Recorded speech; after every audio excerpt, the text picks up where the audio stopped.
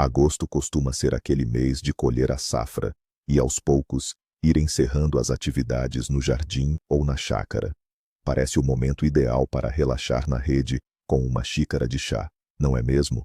Pois é, mas não. É justamente na segunda quinzena de agosto que você lança as bases para o sucesso de todo o ano seguinte. E hoje vou te contar sobre 5 tarefas cruciais que transformarão seu terreno em um verdadeiro oásis de abundância, enquanto seus vizinhos só poderão sonhar com algo parecido. Fique conosco e você descobrirá o grande segredo que muitos amantes da jardinagem costumam ignorar. Agosto é um mês bastante traiçoeiro. Os dias ainda são quentes, mas as noites já começam a esfriar. As plantas sentem essa mudança e ajustam seu comportamento. Elas já não se esforçam para crescer em altura, e sim direcionam toda a energia para o amadurecimento dos frutos e o acúmulo de nutrientes para o inverno. Compreender esses simples ciclos naturais é a chave para cuidar corretamente do seu jardim e horta no final do verão. Nossa tarefa não é atrapalhá-los, mas sim ajudá-los. Bem, então, por onde começar nesta reta final da temporada de jardinagem? Claro, pela colheita e pela última adubação. E não se trata apenas de colher tudo o que cresceu. É uma estratégia completa para preservar a colheita e garantir que as plantas direcionem suas últimas energias para os frutos, e não para as folhas. Vamos começar com o que está no solo: batatas, cenouras e beterrabas. Muitos esperam que a folhagem amareleça e caia completamente.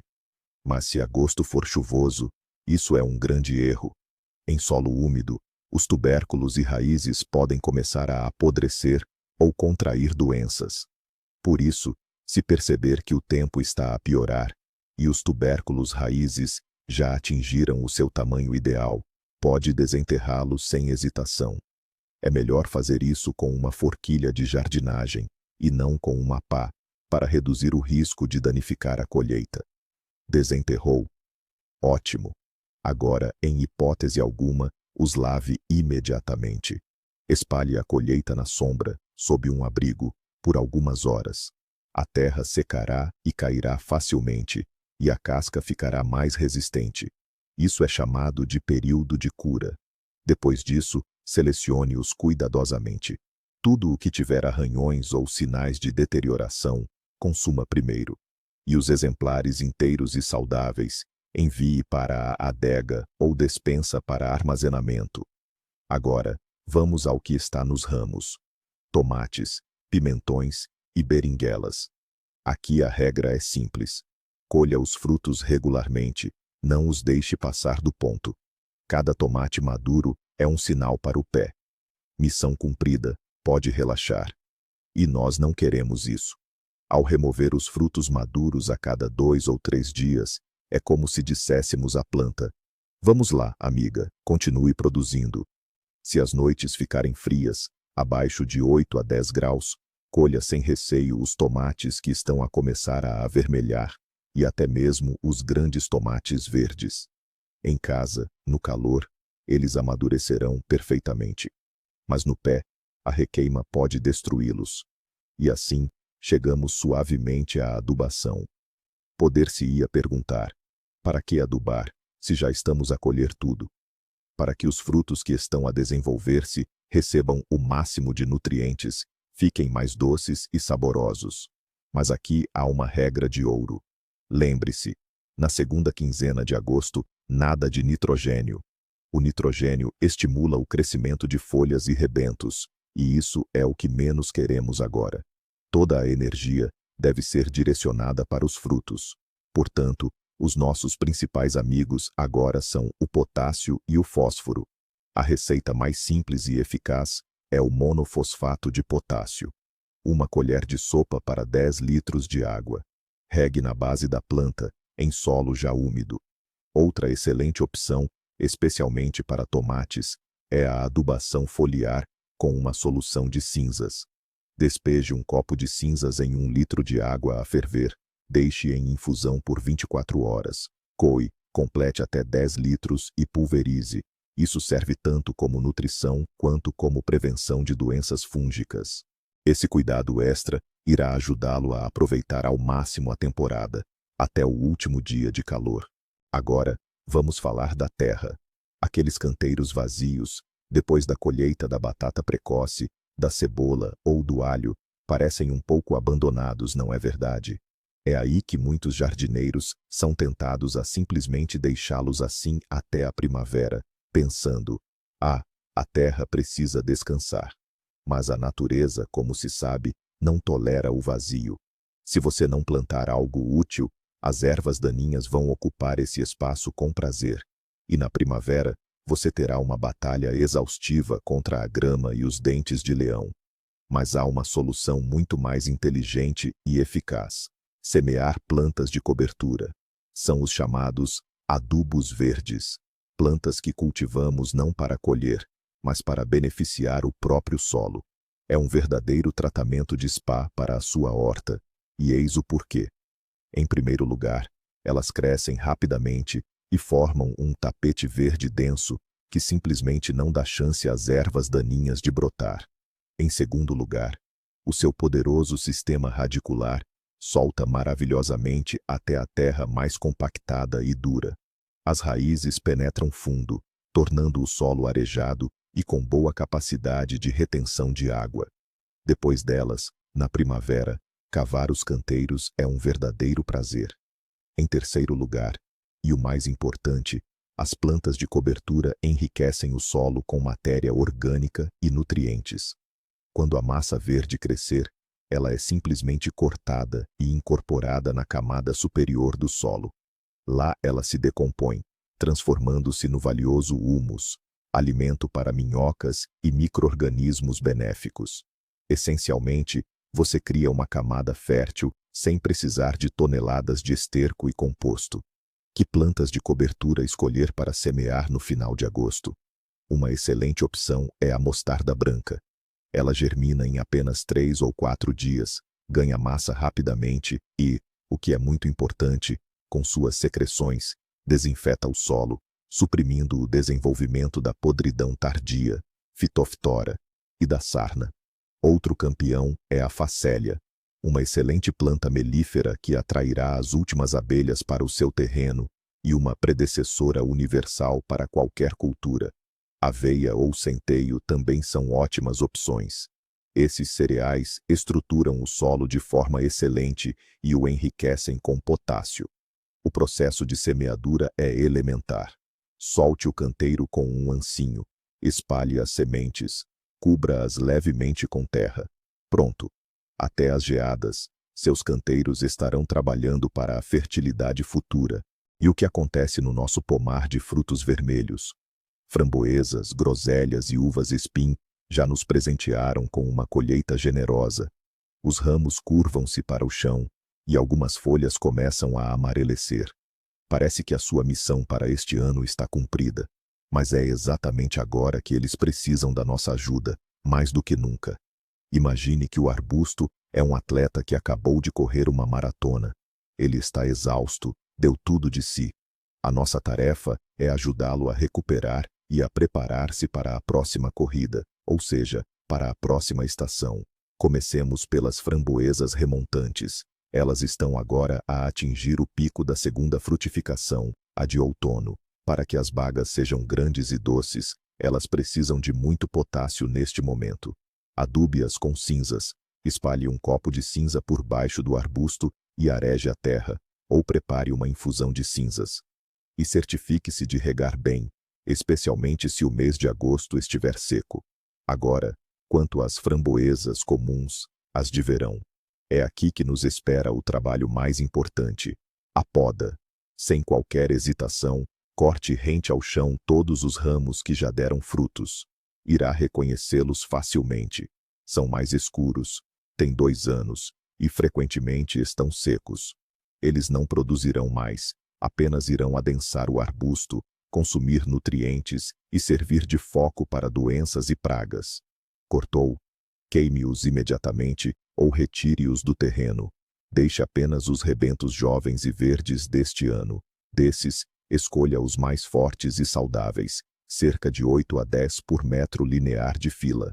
Remova também todos os rebentos fracos e finos.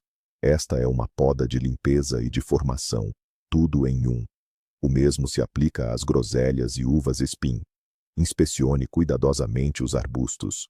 Todos os ramos velhos, escuros, cobertos de líquen, com mais de 4, 5 anos e que produzem bagas pequenas, corte-os pela base.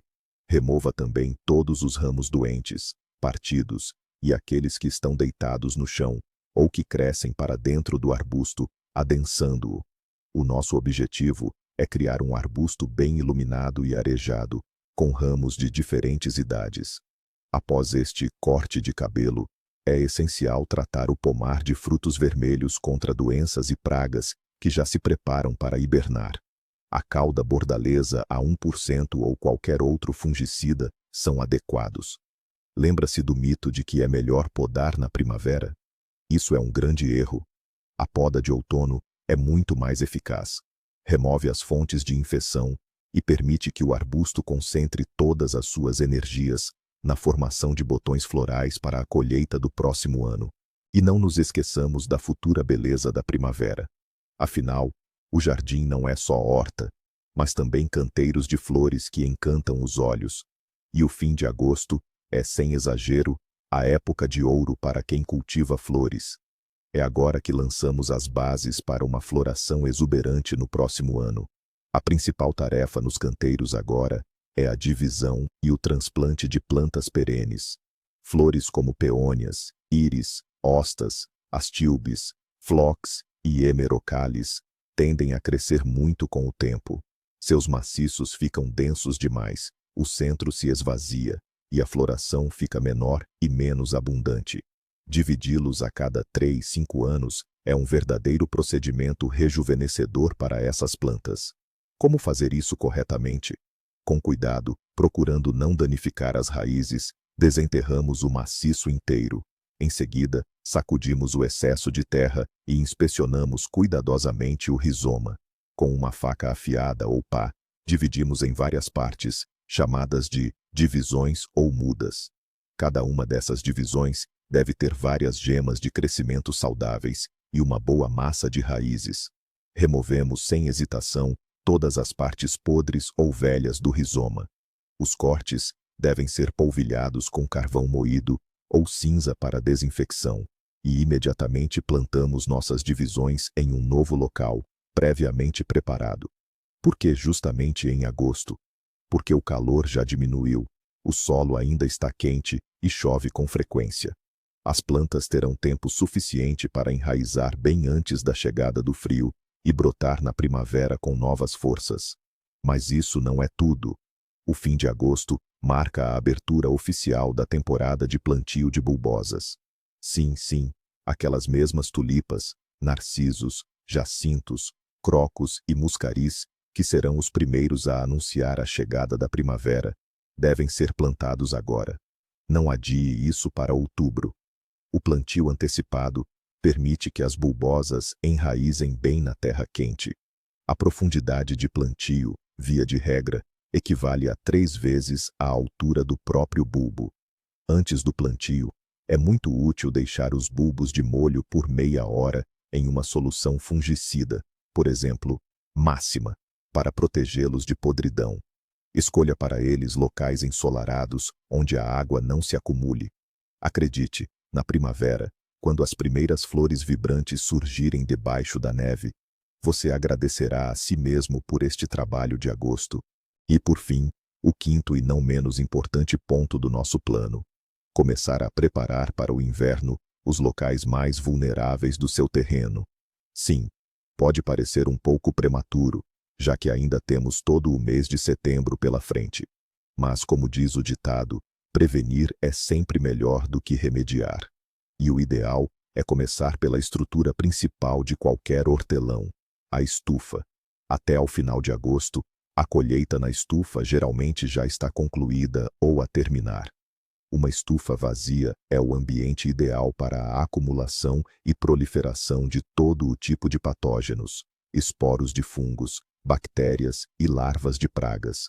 Durante o verão, uma quantidade enorme deles se acumula lá. Se deixar tudo como está, Na primavera, as suas jovens mudas entrarão num verdadeiro foco de infecção e começarão a adoecer desde os primeiros dias. Por isso, uma limpeza geral e desinfecção são procedimentos obrigatórios. O que deve ser feito? Para começar, remova todos os resíduos vegetais, caules, raízes, ervas daninhas, amarras. Tudo isso é uma potencial fonte de contaminação. Por isso, queime sem hesitação. Em seguida, lave cuidadosamente toda a estrutura por dentro. A armação, os vidros ou o policarbonato, tudo deve ser lavado com uma solução de sabão para remover poeira e sujidade. Preste especial atenção às juntas e frestas. É lá que as pragas gostam de se esconder. Após a lavagem, segue-se a desinfecção. Pode usar uma solução de sulfato de cobre ou ferro, calda bordaleza ou preparações especiais. O método mais radical e eficaz é a bomba de enxofre. Ela destruirá praticamente todos os agentes patogênicos e pragas. Mas tenha cuidado, o fumo é muito tóxico. Siga todas as precauções de segurança, e se a armação da estufa for metálica e sem pintura, a bomba pode causar corrosão. Após o tratamento, a estufa deve ser bem fechada por um par de dias e depois bem arejada. Simultaneamente com a estufa, começamos a pensar nas plantas perenes que precisam de cobertura. Em primeiro lugar, claro, as rosas. Existe um mito comum de que elas só devem ser cobertas após as primeiras geadas fortes. Mas é preciso prepará-las para isso com antecedência. Já agora, interrompemos todas as adubações nitrogenadas para não estimular o crescimento de novos rebentos imaturos. Em vez disso, aplicamos fertilizantes de potássio e fósforo. Eles ajudarão os ramos a amadurecer melhor e a prepararem-se para o frio. Começamos a remover gradualmente as folhas inferiores, especialmente se apresentarem sinais de doença, para melhorar a ventilação na base do arbusto. Embora ainda seja cedo para construir as coberturas, é o momento ideal para preparar os materiais, planear a estrutura e realizar todas as medidas agrotécnicas preparatórias. Essa previsão irá poupar-lhe muito tempo e nervos quando o frio chegar de repente. E agora, chegamos ao ponto mais crucial, aquele verdadeiro divisor de águas que diferencia um jardineiro experiente de um iniciante. Todas as tarefas que mencionamos, colheita, cuidado com o solo, poda, plantio, não marcam simplesmente o fim da temporada. Na verdade, são o seu verdadeiro início. Aqui está o grande segredo. A segunda quinzena de agosto não é o final do ano de jardinagem, mas sim o verdadeiro pontapé inicial para o próximo. Tudo o que fizer agora, seja semear adubos verdes, podar corretamente os arbustos ou dividir as plantas perenes, influenciará diretamente a quantidade e a qualidade da sua colheita daqui a 9, 10 meses. Ao negligenciar essas tarefas, você está literalmente roubando de si mesmo as futuras maçãs, frutos e flores. Você pode pensar que está a descansar, mas na verdade está a criar problemas para a primavera. É este o paradoxo de agosto, do qual muitos nem sequer se apercebem. Então, para resumir, a segunda metade de agosto é um período crucial para a colheita e processamento dos frutos, a recuperação do solo com adubos verdes, a poda correta dos arbustos de frutos vermelhos, a criação de um esplendor floral para a próxima primavera e a preparação do terreno para o inverno. Obrigado por assistir a este vídeo até o fim. Espero que estas dicas tenham sido úteis para você. Se sim, não se esqueça de deixar o seu gostei e subscrever o canal para não perder os próximos vídeos. E agora, uma pergunta para vocês. Qual trabalho está a todo vapor no vosso jardim neste momento? O que estão a colher? O que estão a plantar? Compartilhem as vossas experiências nos comentários. Vamos conversar.